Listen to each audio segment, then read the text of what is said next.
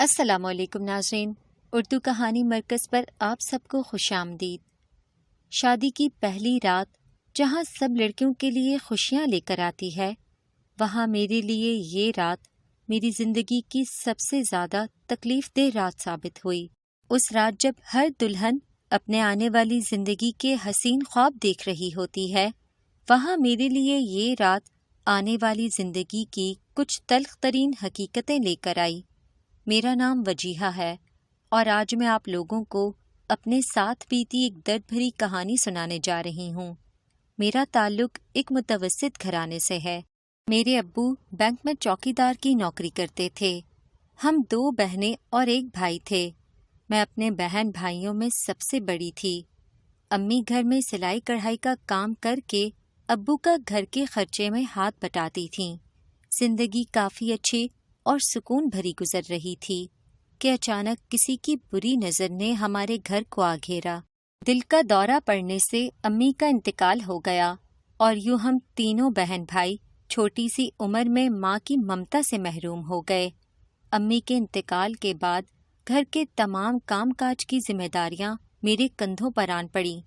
امی کے جانے کے بعد ابو بہت اداس اور گمسم رہنے لگے تھے۔ میں نے نہ صرف گھر کا تمام کام کاج سنبھالا بلکہ ابو کو بھی حوصلہ دیا، ان کی ڈھارس باندھی۔ بہن بھائی ویسے ہی اسکول جاتے رہے جیسے امی کے ہوتے ہوئے جایا کرتے تھے، مگر مجھے اپنی پڑھائی چھوڑنی پڑی۔ میں بمشکل میٹرک ہی کر پائی تھی جب امی ہمیں چھوڑ کر اس دنیا سے چل بسیں۔ میٹرک کے بعد میں مزید تعلیم حاصل نہ کر سکی اور گھرداری میں مصروف ہو گئی۔ خیر وقت گزرتا گیا اور میرے چھوٹے چھوٹے بہن بھائی کب بڑے ہو گئے پتہ ہی نہ چلا۔ اب وہ اس قابل ہو چکے تھے کہ ابو کا خیال رکھ سکیں اور گھر کی دیکھ بھال کر سکیں۔ چھوٹی نے جیسے ہی میٹرک کیا، ابو میرے لیے رشتے کی تلاش میں نکل پڑے اور چند ہی دنوں کی دیکھ بھال کے بعد انہیں ایک رشتہ پسند آ گیا۔ لڑکا پڑھا لکھا تھا، اچھا کماتا تھا اور اپنے والدین کا اکلوتا بیٹا بھی تھا۔ ابو کو لڑکا دیکھتے ہی پسند آ گیا۔ لڑکے کے ماں باپ جب ہمارے گھر آئے اور انہوں نے مجھے دیکھا تو انہوں نے بھی ہاں کر دی۔ لڑکے کی ماں کو میں بہت پسند آئی تھی اور یوں چند ہی روز میں میری شادی ہو گئی اور میں بیاہ کر اپنے سسرال چلی گئی۔ شادی کی رات جب میری ساس مجھے میرے کمرے میں بٹھانے آئی تو میں کافی ڈری اور سہمی ہوئی تھی۔ انہوں نے مجھے تسلی دی، کچھ دیر میرے پاس بیٹھ کر باتیں کرتی رہیں اور پھر یہ کہہ کر وہاں سے چلی گئیں کہ فرحان کو بھیجتی ہوں۔ میں اب اپنے کمرے میں بیٹھی اپنے شوہر کا انتظار کر رہی تھی۔ دل ہی دل میں ڈر بھی لگ رہا تھا کہ نہ جانے میرا شوہر کس مزاج کا آدمی ہوگا۔ خیر کچھ ہی دیر میں میرے کمرے کا دروازہ کھلا اور میرا شوہر کمرے میں داخل ہوا۔ وہ بیڈ کے کونے میں آ کر بیٹھ گیا اور کچھ دیر خاموشی کے بعد کہنے لگا، دیکھو میری بات دھیان سے سنو، میں تم سے شادی نہیں کرنا چاہتا تھا کیونکہ میں پہلے ہی کسی اور لڑکی کو پسند کرتا ہوں۔ یہ شادی صرف اور صرف میں نے اپنے ماں باپ کی خوشی کے لیے کی ہے، اس لیے تمہارے لیے یہی بہتر ہوگا کہ تم مجھ سے کسی بھی قسم کی کوئی امید نہ رکھنا۔ فرحان کی یہ باتیں سن کر میں کچھ لمحات کے لیے بالکل بے جان سی ہو گئی۔ مجھے سمجھ نہیں آ رہا تھا کہ آخر یہ کیا بول رہے ہیں فرحان، اور میں ان کی ان سب باتوں کا کیا جواب دوں۔ اگر انہیں میں پسند نہیں تھی تو شادی ہی کیوں کی؟ خیر میں نے ان کی کسی بات کا کوئی جواب نہ دیا اور خاموش بیٹھی رہی۔ کچھ دیر تو یوں ہی گزری اور پھر وہ اٹھ کر کمرے سے باہر چلے گئے۔ جب تک وہ کمرے میں موجود تھے میں اپنے آنسو ضبط کیے بیٹھی رہی، مگر جیسے ہی وہ کمرے سے باہر گئے میرا ضبط ٹوٹ گیا اور میں چھوٹے بچوں کی طرح رونے لگی۔ میں خدا سے سوال کرنے لگی کہ آخر میں نے ایسا کون سا گناہ کیا ہے جس کی سزا ختم ہونے کا نام ہی نہیں لے رہی۔ بچپن میں ماں کا سایہ سر سے چھن گیا، کھیلنے کودنے کی عمر میں گھر سنبھالنا پڑا، اور اب جب شادی ہوئی تو بجائے خوشیوں کے ایک بار پھر غموں نے آ گھیرا۔ میں کافی دیر وہاں بیٹھی اپنی قسمت کو کوستی رہی۔ کمرے کا دروازہ کھلنے کی آواز آئی تو میں نے اپنے آنسو صاف کیے اور سامنے نظر اٹھا کر دیکھا۔ فرحان کسی لڑکی کا ہاتھ پکڑے کمرے میں داخل ہو رہے تھے۔ میں حیرت سے ان کی طرف دیکھنے لگی کہ آخر یہ کون ہے جس کا فرحان اس بے باکی سے ہاتھ پکڑے کھڑے ہیں۔ میری سوالیہ نظروں کو بھانپتے ہوئے میرے سوال کرنے سے پہلے ہی کہنے لگے، یہ سندس ہے، میرے چاچو کی بیٹی۔ ہم دونوں بچپن سے ہی ایک دوسرے کو پسند کرتے ہیں اور ایک دوسرے سے شادی کرنا چاہتے تھے، مگر امی کو نہ جانے اس سے کیا مسئلہ ہے، انہوں نے کبھی بھی اسے پسند نہیں کیا، اور یہی وجہ ہے کہ آج اس کی جگہ تم میری دلہن بنی میرے بیڈ پر بیٹھی ہو۔ مجھے صرف یہی بات سمجھ آئی، اس کے بعد انہوں نے کیا کیا بولا مجھے یاد نہیں۔ میں نے بس خاموشی سے ان کی سب باتیں سن لیں اور کسی بات کا کوئی جواب نہ دیا، کیونکہ میں یہ بات تو سمجھ چکی تھی کہ ان سے بحث کرنا فضول ہے۔ خیر کچھ دیر فرحان اس لڑکی کو اپنے پاس بٹھائے باتیں کرتے رہے، اور پھر وہ لڑکی اٹھ کر کمرے سے باہر چلی گئی۔ شادی کی پہلی رات میری اور فرحان کی بس یہی بات ہوئی۔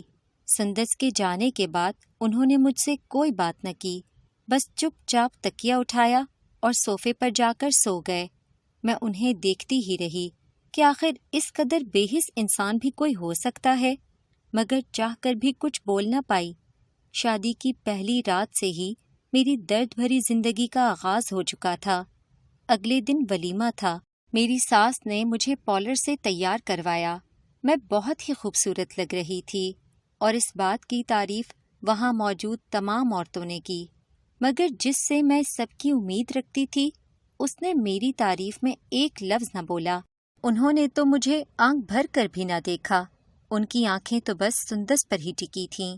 وہ اس کی ایک جھلک دیکھنے کو بےتاب تھے، پورے فنکشن میں بس اسی کو ہی دیکھتے رہے، جبکہ میں انہیں۔ خیر شادی کے اگلے کچھ ماہ ایسے ہی گزرے۔ ایک ہی کمرے میں ہم دونوں میاں بیوی اجنبی بن کر زندگی گزارتے رہے۔ فرحان جب بھی گھر آتے ان کا موڈ کافی خراب ہوتا، نہ وہ مجھ سے بات کرتے اور نہ ہی میری کسی بات کا جواب دیتے۔ انہیں میری کسی ضرورت کا کوئی خیال نہ تھا، خیال تھا تو بس سندس کی نت نئی فرمائشوں کا۔ وہ لڑکی صرف اور صرف انہیں لوٹ رہی تھی، اور یہی وجہ تھی کہ میری ساس نے فرحان کی اس لڑکی سے شادی نہیں ہونے دی تھی۔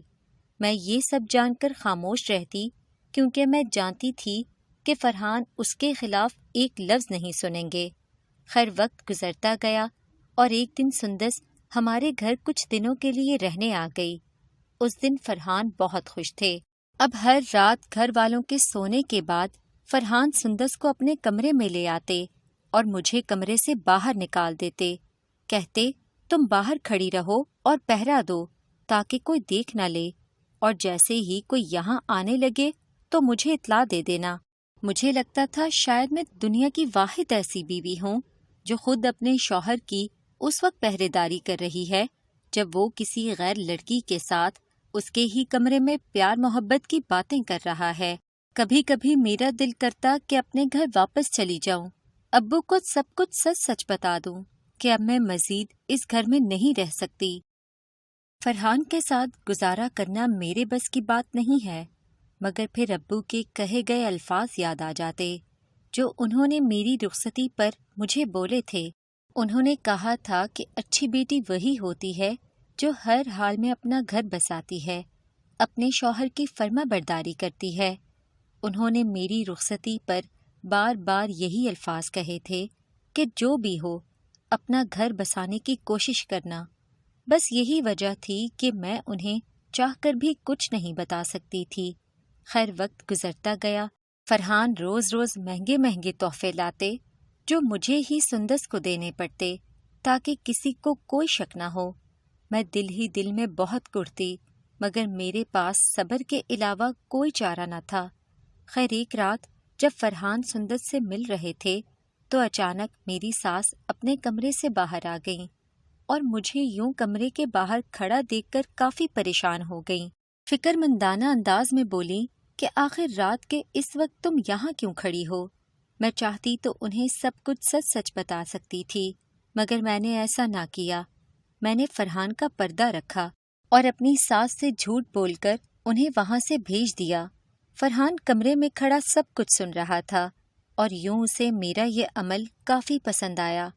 اب پہلے کی نسبت اس کا رویہ میرے ساتھ بہت بہتر ہو چکا تھا۔ وہ اکثر مجھ سے بات چیت کر لیتا تھا۔ میں بھی اب خوش رہنے لگی تھی۔ میری زندگی میں ایک بار پھر امید کی کرن دکھائی دے رہی تھی۔ خیر وقت گزرتا رہا اور میری شادی کو تقریباً 1 سال کا عرصہ بیت گیا۔ اب میری ساس اکثر باتوں باتوں میں مجھے پوتے کی خواہش کرتی دکھائی دیتی۔ میں ان کی باتوں سے کافی پریشان رہنے لگی تھی۔ سمجھ میں نہیں آتا تھا کہ آخر انہیں سچائی کیسے بتاؤں۔ انہیں کیسے بتاؤں کہ آپ کے بیٹے نے مجھے آج تک اپنی بیوی کا درجہ ہی نہیں دیا۔ میں اب ہر نماز میں خدا سے رو رو کر دعا مانگتی، ان سے اپنی اور فرحان کی بھلائی مانگتی، اور ایک دن آخر خدا نے میری تمام دعائیں سن لیں۔ دوپہر کے 3 بج رہے تھے جب فرحان گھر آئے۔ جب سے میری شادی ہوئی تھی تب سے لے کر آج تک یہ پہلی بار تھا جب فرحان اتنا جلدی گھر واپس آ گئے تھے۔ میں کمرے میں آئی تو وہ کافی پریشان بیٹھے تھے۔ مجھے دیکھ کر اپنی طرف آنے کا اشارہ دیا۔ میں حیران تھی کہ آخر آج انہیں کیا ہو گیا ہے۔ خیر میں ان کے پاس جا کر بیٹھ گئی۔ انہوں نے میرا ہاتھ پکڑا اور کہنے لگے، خدا کے لیے مجھے معاف کر دو۔ میں نے آج تک جو کچھ بھی تمہارے ساتھ کیا وہ بہت غلط تھا۔ شاید خدا نے مجھے میرے اسی برے رویے کی سزا دی ہے۔ یہ کہہ کر وہ بچوں کی طرح رونے لگے۔ میں نے اسے پانی پلایا اور کافی تسلی دیتی رہی۔ جب فرحان کی حالت کچھ سنبھلی تو اس نے مجھے بتایا کہ آج جب میں آفس کی ایک میٹنگ کے لیے باہر آیا ہوا تھا تو میں نے سندس کو دیکھا۔ وہ ایک لڑکے کی باہوں میں باہیں ڈال کر وہاں ایک کافی شاپ میں بیٹھی ہوئی تھی۔ مجھ سے برداشت نہ ہوا اور میں اس کے پاس چلا گیا۔ مجھے دیکھتے ہی وہ چونک سی گئی۔ میں نے جب پوچھا کہ آخر کون ہے یہ لڑکا تو اس لڑکے نے میرا گریبان پکڑ لیا اور کہنے لگا، میری منگیتر سے اس لہجے میں بات کرنے والے تم ہوتے کون ہو؟ میں نے سوالیہ نظروں سے سندس کی طرف دیکھا کہ آخر یہ سب کیا ہے، مگر اس نے کوئی جواب نہ دیا اور یوں انجان بن گئی جیسے وہ مجھے کبھی جانتی ہی نہیں تھی۔ آج مجھے سمجھ آیا کہ وہ میرے ساتھ صرف اور صرف اسی لیے تھی تاکہ مجھ سے مہنگے مہنگے تحفے لے سکے اور مجھے اپنے مقصد کے لیے استعمال کر سکے۔ مجھے معاف کر دو، میں نے تمہارے ساتھ بہت برا سلوک کیا ہے۔ فرحان بچوں کی طرح دونوں ہاتھ جوڑ کر مجھ سے معافی مانگ رہا تھا اور میں نے اسے معاف بھی کر دیا۔